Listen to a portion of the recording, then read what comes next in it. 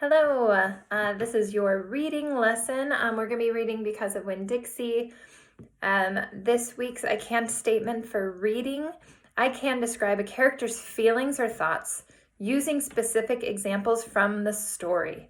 Now, we left off doing this in class. So some of you will remember that sentence frame we actually had up on the board. So where you're really looking at the character and an adjective or an emotion they're feeling. So they were sad, they were happy, they were confused, they were surprised. So those words to describe the person, and then using those examples, those explicit examples from the text to show really that evidence to show how you know that's what the character was feeling. And this is on your weekly reading journal. I have your I can statement, your instructions for this week, which I'm going to go over, examples, and that sentence frame that I just talked about. So you're really thinking character, was, and then the adjective to describe them, and when, he, she, or they, and then that example of what they did from the text. So when you're reading this week, I really want you to be asking yourself, what are the characters like? What are their personalities? What are they feeling?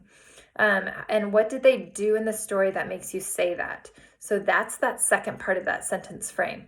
So the first part is, what are your characters like? The second part is, why do you say that? What's the evidence from the story that makes you think that?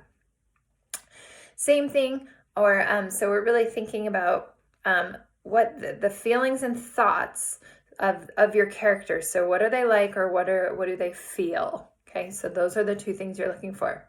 Some examples of that is Opal was brave when she pretended Winn-Dixie was her dog and told the manager that he was her dog. Okay, so really when Opal was brave, and I think she was brave when she really stood up to that manager and kind of saved Winn-Dixie from going to the pound.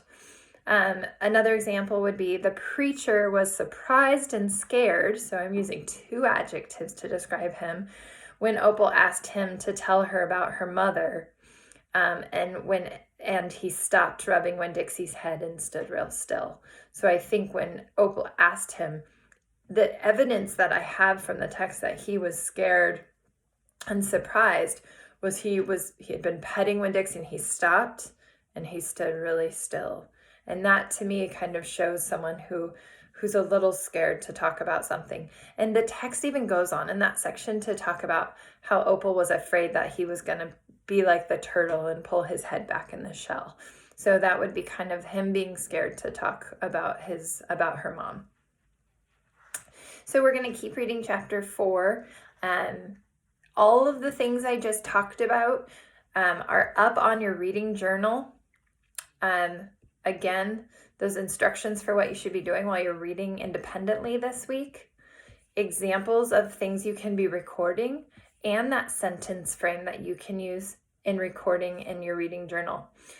One thing I really want to go over really quick.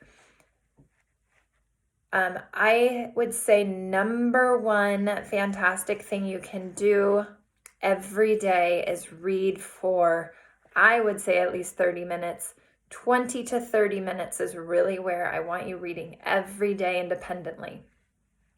Now, some people like to take lots of breaks and record things while they're reading. Other people get really into their books and it's really hard to stop and record some things in their reading journal. So this week, just try maybe at the end of your 20 or 30 minutes, if you're someone who it's hard to stop and write while you're reading, maybe just try to check in with yourself at the end and pick out one character and their character trait.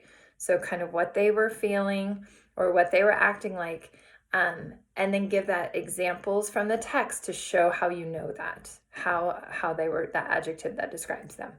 Again, that's just looking at that sentence frame that's written in here and using it just to even try to do one sentence per day this week, to show me that you're really doing that 30 minutes of reading a day.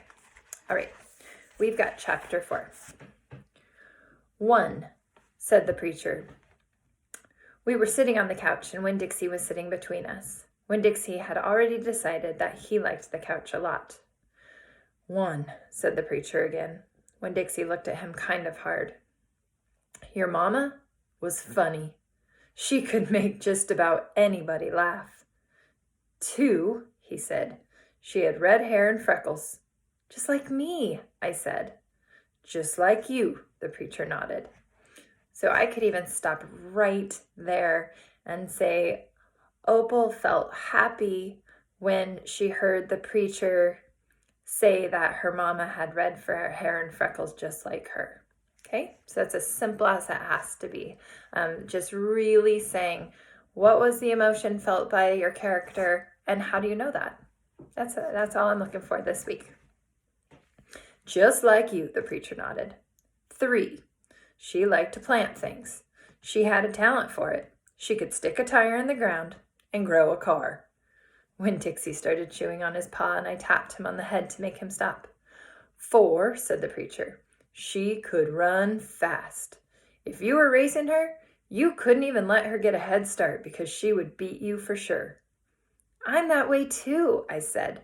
Back home in Watley, I raced Liam Fullerton and beat him, and he said it wasn't fair because boys and girls shouldn't race each other to begin with. I told him he was just being a sore loser. The preacher nodded. He was quiet for a minute. I'm ready for number 5, I told him.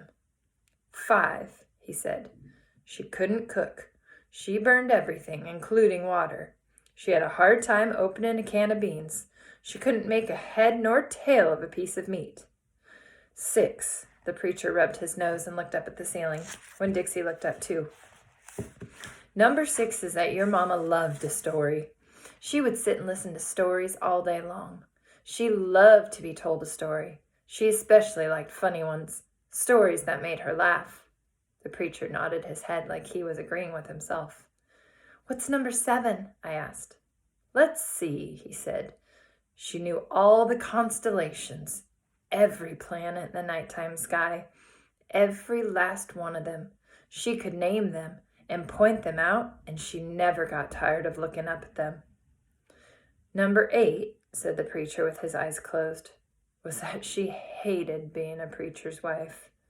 She said she just couldn't stand having the ladies at church judge what she was wearing and what she was cooking and how she was singing.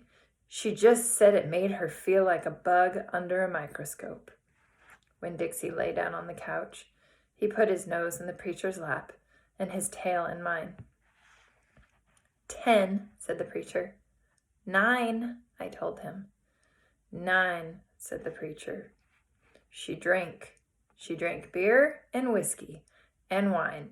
Sometimes she couldn't stop drinking, and that made me and your mama fight quite a bit. Number 10, he said with a long sigh. Number 10 is that your mama loved you. She loved you very much. But she left, Tinny, I told him. She left us, said the preacher softly. So I would say right there, I could stop and say, the preacher was understanding when he told Opal that their mom left them both and not just Opal. So he's trying to have he's understanding how Opal's feeling, that she's feeling sad, and he's kind of telling her, she left both of us, Opal, and that he's sad about it too. So really looking at kind of what was that character feeling in that moment, and what is the evidence from. And remember with this, you can be thinking about like what they said or their action, what they did. So we can also look back just on here, when he said with a long sigh. So he's sad. He's saying, the author's showing us with that long sigh. Remember that sigh is like, number 10, with a long sigh. So this is hard for him to say. So I can really see that sorrow coming out in the preacher right now as he's telling Opal about her mom's drinking and about her leaving them. She left us, said the preacher softly. I could see him pulling his old turtle head back into its stupid turtle shell. She packed her bags and left us, and she didn't leave one thing behind. Okay, I said. I got up off the couch when Dixie hopped off too. Thank you for telling me, I said. I went right back in my room and wrote down all 10 things that the preacher had told me. I wrote them down just the way he said them to me so that I wouldn't forget them. And then I read them out loud to Winn-Dixie until I had them memorized. I wanted to know those 10 things inside and out. That way, if Mama ever came back, I could recognize her and I would be able to grab her and hold on to her tight and let her get away, not let her get away from me again. So this chapter really wraps up where I would say, if I was looking at my sentence frame, really asking myself, what is Opal feeling right now? I would say Opal's feeling hopeful that her mom will come back. And I know that because she wrote down all of the memories that her dad, the 10 things about her mom, and she wanted to have them all memorized for when she saw her. So Opal was feeling hopeful that her mom would come back because she wrote down the 10 things her dad told her about her. So as you're reading today, remember 20 to 30 minutes. As you're reading your story, really reading narrative is going to help you do this right now, but you're really looking for what your characters are acting like or feeling, and then using that evidence to show how you know that. All right. So for the next 2 days, Monday and Tuesday, reading for at least 20 to 30 minutes a day, and just trying again to try to record that one thing, really, even after you're done reading, to show me what you've been up to, what you've been reading. All right. Because of Winn-Dixie. Next chapter, chapter 5, with our next lesson. We'll see you on Wednesday. Bye-bye.